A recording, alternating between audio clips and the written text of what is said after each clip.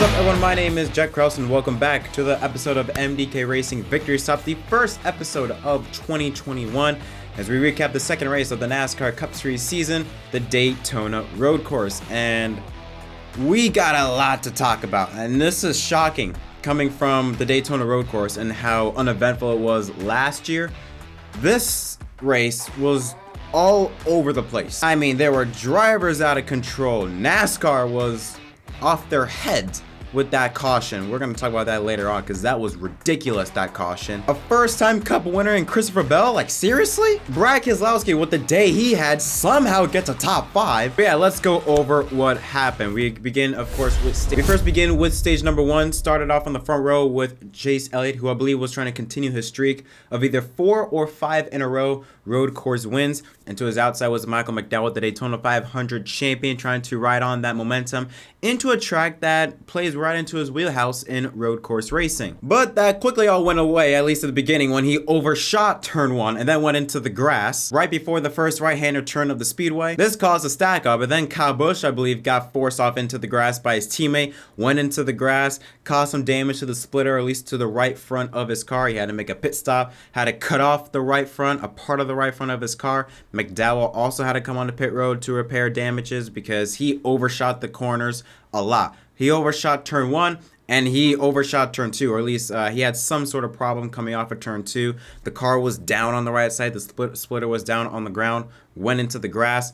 It was already a lot of chaos on lap 1. McDowell later on then cut a right front tire, which sent debris and caused a caution. Although according to the team, apparently that tire was going down even before McDowell took the green flag, which is another reason why we need practice, just one practice session to avoid things like this. But yeah, when we came off the second time for the restart, it was a lot smoother, and Chase Elliott was gone. By the time they entered NASCAR turn 1, he had already built up to, I believe, a 1.3 to a 1.5 second lead ahead of Austin Dillon, who was in second place. Now, not really much happened, but some notable moments did take place, like on lap 6, Chase Briscoe, who was probably maybe an underrated favorite because he had run so well in the road courses in the Xfinity series.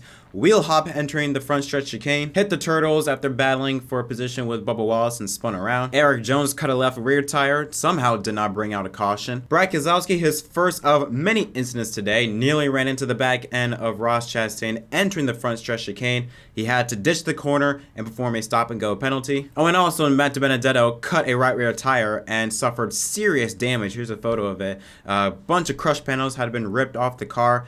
And yeah, it was not a good night for the 21 bunch. But that incident with Matt DiBenedetto did bring out a caution, I believe, for debris, which set up a restart with 4 laps to go. We restarted with 4 laps to go with Christopher Bell and Brad Keselowski. Now with Keselowski, it worked in his favor because when he slid through that corner and nearly ran into the back end of Chastain, flat spotted the tires, had to come in and make a pit stop. By the time the caution came out, his service was already done, so he was able to take the lead, and it worked in his favor. Chase Elliott would start 4th. And it took just 2 turns on the restart for Chase Elliott to get back out in front. Chase Elliott was unstoppable, it seemed, in this race. Keselowski, on the other hand, he finished 4th in the stage, but again, it was one of many incidents with Keselowski today. It seemed like he was locking up the brakes at every single corner, every single time, especially in turns, I believe, turn 3 and turn 5, after the dog leg. He would always lock up the brakes. It seemed like every single time he would enter that corner, he would lock up the brakes. But yeah, Chase Elliott would go on to win stage 1, 2nd place Logano, 3rd Hamlin, 4th Keselowski, 5th Kurt Busch, 6th Kyle Larson, 7th Martin Truex Jr., who had to start, I believe, around the mid-20s field.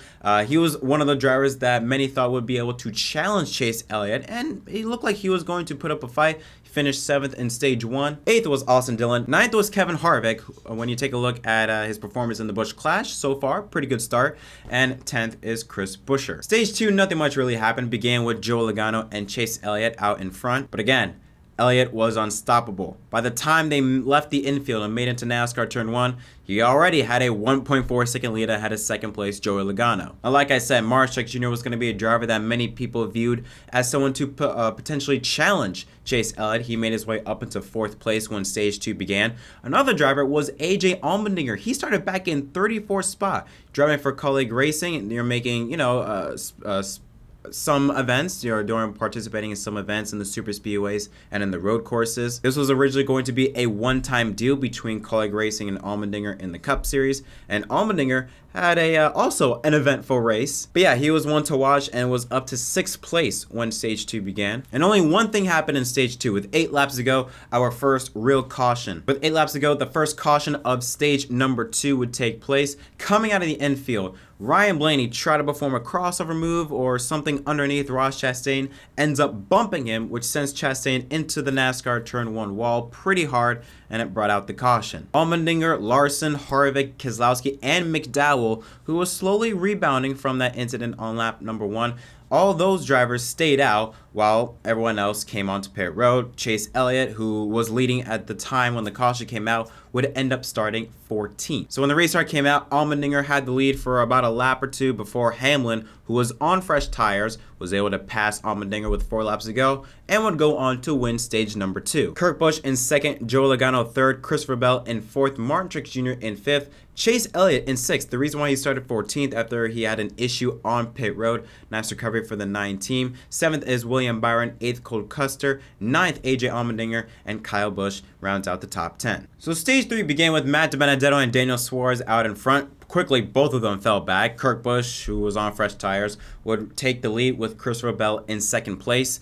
Then, a very shocking, rare move or mistake by Kurt Busch into the dogleg. I don't know if Kurt got loose or probably maybe clipped the grass by turning in too early, but suddenly went off into the grass on the wrong part of the track, spun, and nearly came back across the track in front of traffic, and would go from 1st to 27th like that. It was funny, but also kind of shocking to see a mistake from a driver like Kurt Busch, who was a Cup Series champion, former Daytona 500 winner. You'd expect that maybe from a rookie, not from a veteran. Because of that, Bell would take the lead, but Chase Elliott, who was right behind Bell, would then take the lead from Bell. Then Kurt Busch, not 1 or 2 laps later, had another incident, runs into someone in turn 1. Brad Keselowski. Oh man, Keselowski, I felt so bad for Keselowski because he was either locking up the brakes, running into someone, or spinning out. One of those 3 things. But anyways, after that happened, we started to focus on one driver, and that was Christopher Bell. Bell was always the type of driver that we thought, okay, he's going to have a solid race, top 5, top 10 finish.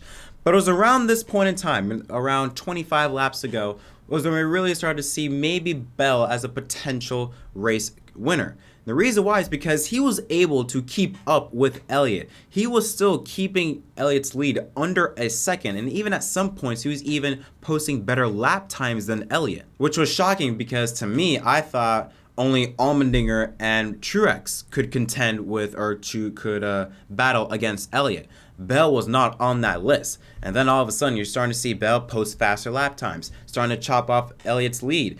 Was able to keep within a second of Elliott for multiple laps, while other drivers would lose nearly 2 seconds after 1 lap. So it looked like we were going to see a potential long green flag run finish between Elliott and Bell. And then the BS took place. Okay, I don't know what the hell NASCAR was thinking with this. So under 18 laps ago, we saw a rainbow fly across the track, and we started to see some raindrops. Now keep in mind, these raindrops, number 1, they were light. You could still see them, but it wasn't heavy rainfall. Number 2, it was only on certain parts of the racetrack.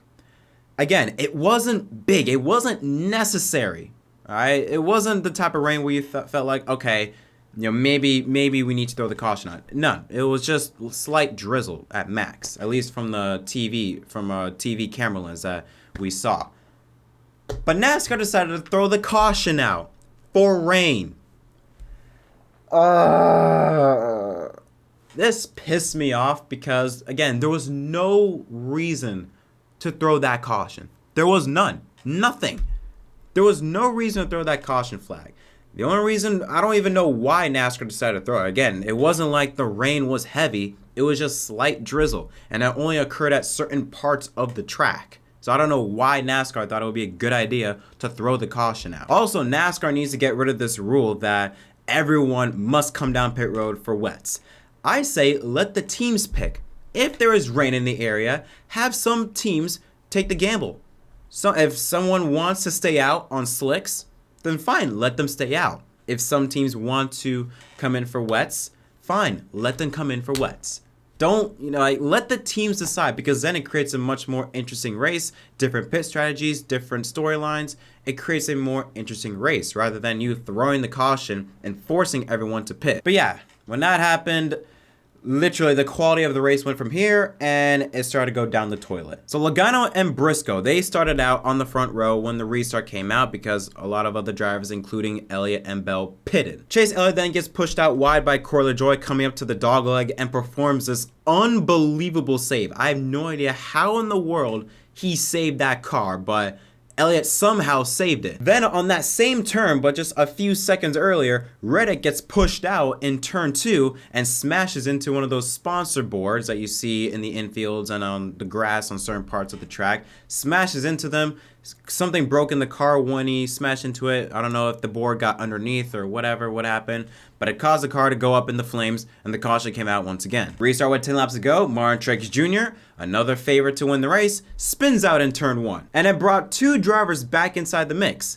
Kurt Busch, who was up to 2nd, which I should remind you, he was back in 27th, and Brad Keselowski, after the day he had, was up back in 4th. But then another caution came out, I believe, which sets up for another restart. And then Kyle Larson, oh man, he tried it. He tried it right before NASCAR turn 1, the final turn, I believe in turn 6, the final turn before you make your way out into NASCAR turns 1 and 2. Performed a move, got underneath Kurt Busch, but carried way too much speed, slid by Kurt, and smashed into the tire barriers, and he was done. He was still able to keep going, but his day was done. It looked like a move that it could have worked, it was gonna work, but it didn't. It reminded me a lot of Chicagoland 2018 when Larson tried to pull a slide job move on Kyle Busch, didn't work. Same thing here. He tried to perform a move on Kurt Busch, similar to a slide job it seemed, but he slid too much and went into the tire barriers. On that same lap, then something happened at the start-finish line which caused Kyle Busch to spin, no caution still. Then I think a couple laps later, battling for position, I believe for 4th place in turn 6, Chase Elliott tried to make a crossover move underneath Brad Keselowski. Hamlin though was there. Hamlin gets into Elliott and spins Elliott right before NASCAR turn 1, forcing Elliott to fall from, I believe, 5th place to 25th place. Again, those 2 or 3 laps were just complete chaos. I was in shock just because so much was happening, so much chaos was happening, and it was all really NASCAR's fault. Oh yeah, I forgot. At the same time, Briscoe's hood flew off and he couldn't see, but somehow we were able to get things back in order and focus on racing and not wrecking. When all that took place, Joey Logano got out to a big lead. Well, Christopher Bell was able to get by Kurt Busch for 2nd place. And somehow, which I didn't think was possible, he was eating away at Logano's lead. Big time. And by the time we were coming to the white flag, Bell was on the back bumper of Logano. Going into NASCAR turn 3, Logano tried to perform a block on Bell up top. Bell though was able to get side by side on the outside lane with Joe Logano and pass Logano right before they took the white flag. And Christopher Bell will go on to win his first ever NASCAR Cup Series victory and I believe his 38th career Cup start. So here's a look at the unofficial result on the left side of your screen to my right. You see some notables that you might not see on your screen. One driver like Kyle Larson, who finished 30th. Chase Briscoe would finish 32nd. William Byron 33rd. Really, all of Hendrick had a bad day. Well, actually, we'll end up having a bad day. Austin Dillon 34th. Kyle Busch 35th. It was a crazy day. And also Ross Chastain would finish 39th. But let's talk about some drivers, though, that are finished in this. But let's talk about some drivers. First of all, Kurt Busch and Keselowski, with the days they had, 4th and 5th, I say that's a win. For the type of day that they have, for them to finish in the top 5 is very impressive. AJ Allmendinger to rebound after he had like a pit road speeding penalty late in the race, to rebound for a 7th place run. Nice job for him. Also Kevin Harvick, who was not really talked about, if at all, the entire race, cleanly. His car was quite clean compared to the other drivers, finished in 6th place. McDowell rebound to 8th place, and because of that top 10 finish, he will now enter Homestead still as the points leader. Yeah, let's talk about that caution. Again, it was complete BS. There was no need for it. I mean, this is just another example of NASCAR putting entertainment before value. you know, because if that caution did not come out, you know, and, you know, it was going to be a 20 to 22 lap run to the finish between Bell and Elliott, regardless of what would take place, if Elliott were to go out and lead the last 22 laps, it would have been fine because it was a really good race. Lots of stuff happening, lots of excitement overall. Really, you had to tune into every single lap. It was a really exciting race. There was a lot of stuff going on, lots of storylines going on throughout the race. It was pretty fun to watch. And also the broadcast itself with Fox between Mike Joy, Jeff Gordon, and Clint Boyer. It was a very entertaining broadcast and a very entertaining race. Because of that caution, it's now going to be possibly viewed as a shit show. Sorry, but those last 15 laps were just complete chaos, and honestly, for some fans, it would made you go and put your hand over your head just because in disappointment, like, what just happened? What is going on? Because there was so much dumb crap happening. It wasn't like awesome stuff. It was stupid. Some of the stuff that was happening in the last 15 laps that, again, would not have happened had that caution not come out. And again, there's no need for that caution, but I don't know. Originally,